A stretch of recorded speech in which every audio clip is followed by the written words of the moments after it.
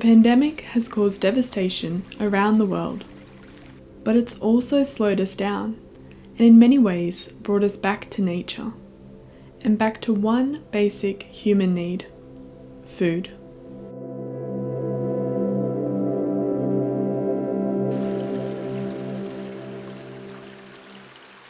This is the Farm It Forward team. They're a social enterprise based in the Blue Mountains, aiming to connect young people with an interest in growing food to landowners. Kevina, the lady in blue, owns this property, and today the team are installing a water irrigation system on the plot. Mano is the coordinator of Farm It Forward, and she says not only is her team growing food, they're growing community connection. And one that is shorter down here. So you have the long 19 millimetre side here. We actually really had a look at council data on the biggest issues in the Blue Mountains community. And one of the biggest issues is mental health issues due to social isolation.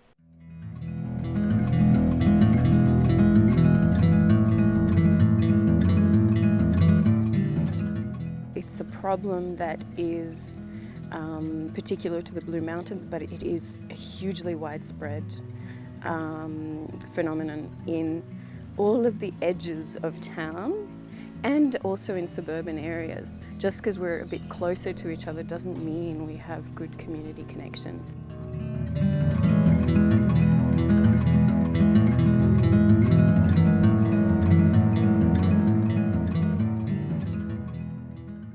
So a lot of the time we have this, I like to call it, office cubicle way of living, where we just don't go beyond our fence boundaries. And you could feel incredibly isolated in the middle of people, just as much as out in a rural setting. One thing you'll find growing on most Farm It Forward plots is kale. It's that leafy green or sometimes even purple vegetable that's been as trendy as avocado on toast. Beyond its health benefits, there could be a lot more behind this obsession. We choose to spend our discretionary time and money in ways that help us fulfill our most basic human needs for control, for community, and for purpose.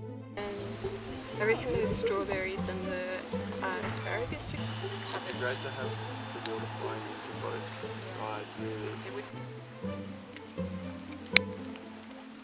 And if you really take that lens and look at the biggest food and lifestyle trends that are going on right now, you can see those human needs showing up, or at least a desire to fulfill those human needs.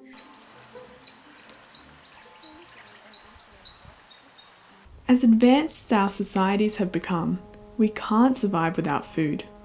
And when times of crisis threaten this basic human need, people are called to action. It happened after World War II, and it's happening now. At the start of the pandemic, a lot of people were starting to grow their own food out of a sense of fear. They wanted to be able to secure some calories for their family, or at least feel like they had the skill set in order to provide. Victory Gardens were established due to disrupted food systems during World War II, and this pandemic has been no different. Nurseries around Australia reported seedling sales going through the roof. What's different these days, however, is that the sharing of gardening skills has happened online. There's also another part of this, though, which is about community, right? A lot of this is happening in community gardens. Gathering outside is much safer than gathering indoors. It's an opportunity to talk to other people. And even if you're doing it in your own backyard, it's an opportunity to go online and say, hey, I'm growing okra or whatever it is you're growing in this particular area. Who has tips, right? And so much of online culture, particularly at the beginning of the pandemic, was about supporting one another in this joined, kind of group growth process and learning process. However, physical isolation has taken a toll. While in some cases we've seen the best of people, we've also seen panic buying and darker days for mental health. Typically what we do see in times of food shortage, where food is not able to come to, say, the supermarkets, and people are raiding supermarket shelves, we see extreme spikes in anxiety.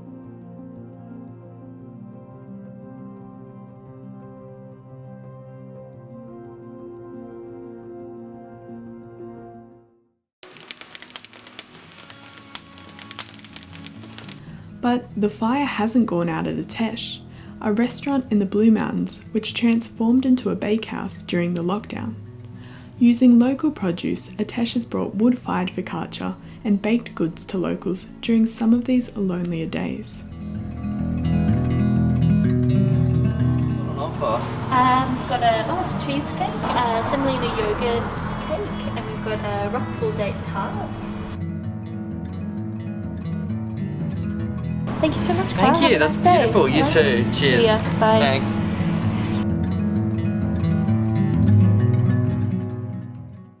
People have become so disassociated from food production that during the pandemic, for many people, it was the first time that they thought about the fact that their food is grown in fields and harvested by people and then taken on a truck that's driven by another person that is then put on shelves by another person. All of those different systems were disrupted. It's really good to be more conscious and more aware of your food, where your food comes from, more aware of what the supply chains are. Where is this thing coming from? This is Will. He's the head chef at Atesh. He's been designing his menus based around locally available produce for years. I think the pandemic has shown us that how important it is to have and use local producers, and the fact that the trucks have stopped and there's been like a definite delay in produce from Victoria or Queensland, because the city markets doesn't just utilise produce from New South Wales.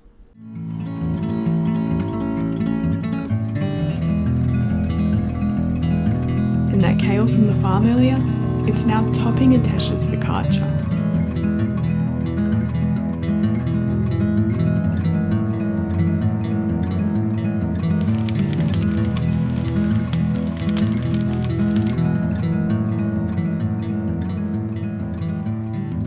But it's not just access to fresh produce that's important to Will.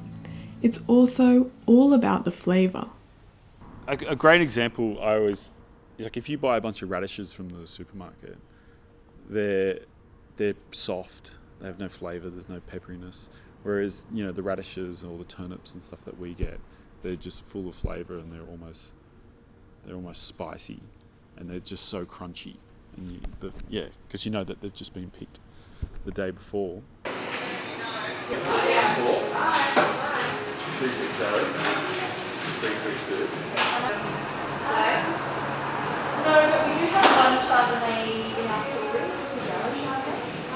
So I think you really just let the produce speak for itself. Tomatoes are a great example of that. Rhiannon is the manager at Atesh and is passionate about also incorporating local produce into the bar. Recently, kaffir limes have been in season, so we made a kaffir lime gin.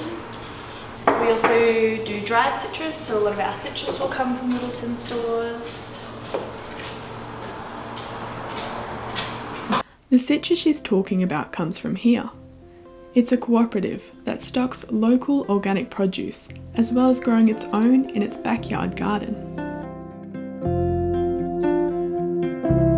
Jacinta runs the place and is passionate about making change within the local community.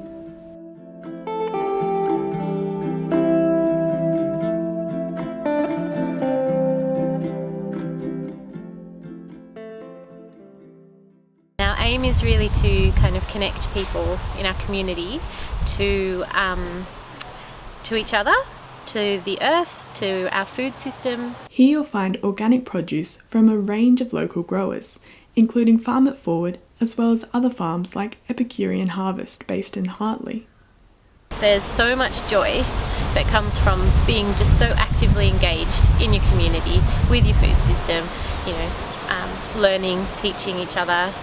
On another one of their plots, Hannah and Matt are harvesting Farm It Forward produce, ready to deliver to local businesses, including Littleton stores.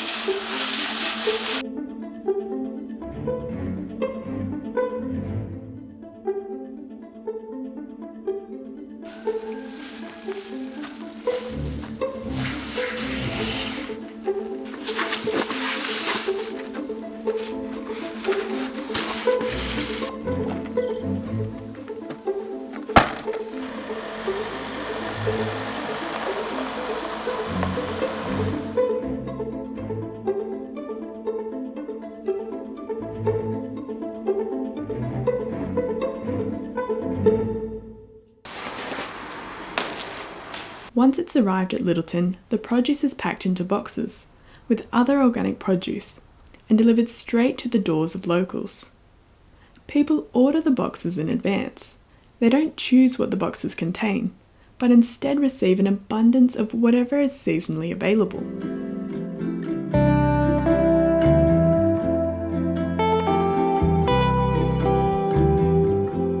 However, this local delivery system is uncommon.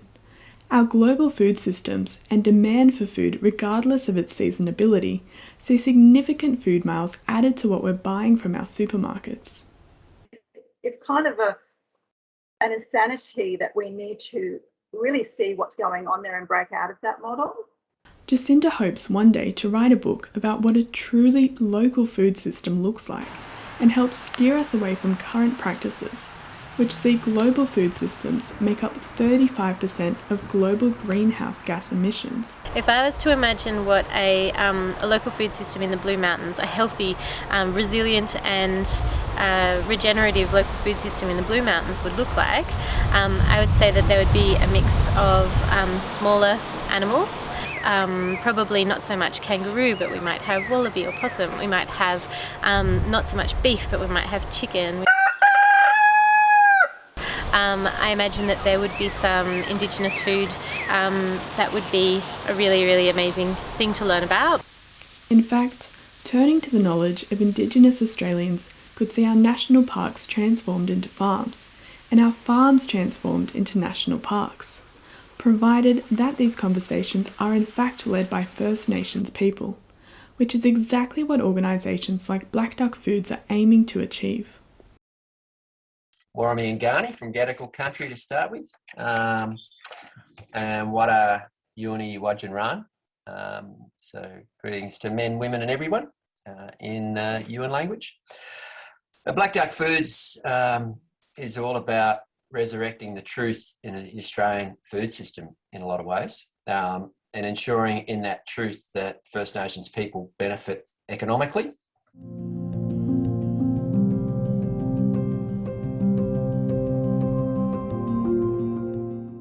First Nations people probably participate at about 1% of the revenue out of the traditional food sector. So that's fairly disproportionate when you think about it. It's their story, their country, their language, yet it's been, like too many things, hijacked from First Nations people.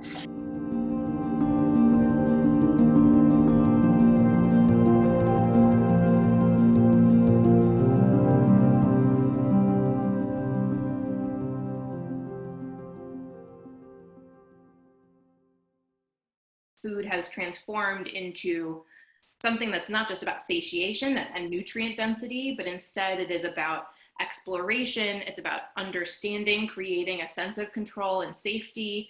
It's about community building, cultural exploration, honoring one's heritage, and then also being an activist, whether it's on climate or human rights issues.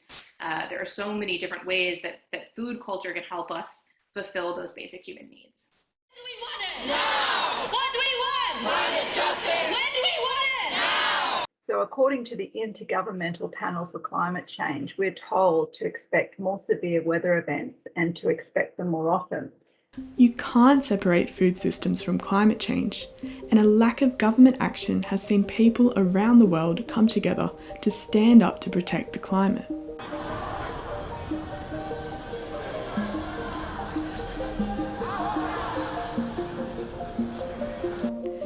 And while the modern day youth environmental movement is led by well-known activists such as Greta Thunberg, everyone marching here is ultimately a disciple of Rachel Carson, the woman who helped start the environmental movement with her book Silent Spring.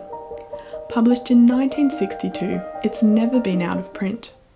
She was a marine biologist and then she became a soil biologist, and she says something that's really true, and that is nothing in nature exists alone. Nothing. You can't think of, if you think of any natural system, nothing is living in isolation. There's interconnectedness everywhere, and that includes humans. Humans are part of this.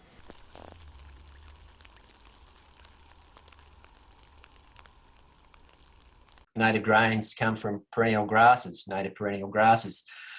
These are deep-rooted grass systems that plough carbon back into the soil. And these are food systems where you don't kill the soil to grow the food.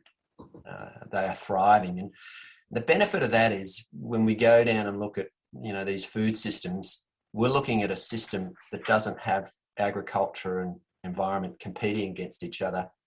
They are the same place.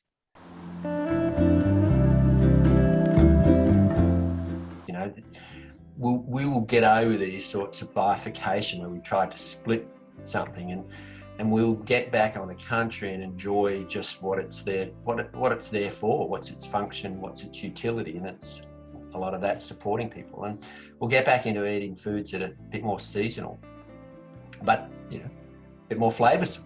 And those flavours will reflect the climates, the flavours will reflect the seasons, the flavours will reflect the country. Many of our current large-scale agricultural systems are not resilient. They really, really rely on a lot of fossil fuel. They rely on a lot of transportation. We've had a little taster with COVID on how precarious this is. As soon as supply chains get broken, how are you going to get all that food here from way out there? How are we going to transport all that? What if petrol prices go ridiculously through the roof? How are we going to get all that food from that far away to here? So localism is really an answer to how we're going to get past a lot of climatic changes in the future. And we've got to build resilience, and we've got to build community resilience, local resilience.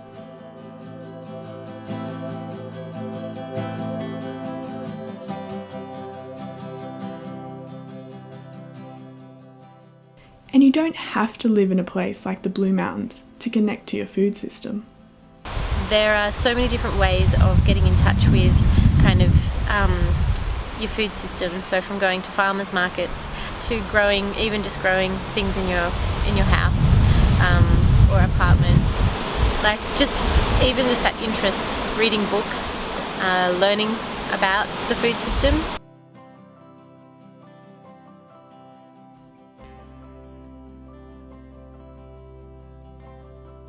In many ways, this might be the beginning of a reshaping of our relationship to food, to agriculture.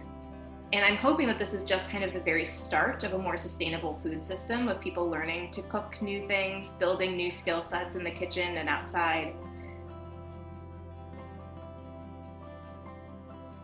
And hopefully they're going to start connecting the dots between climate and food and realizing that we really do, as individuals, have a lot of power.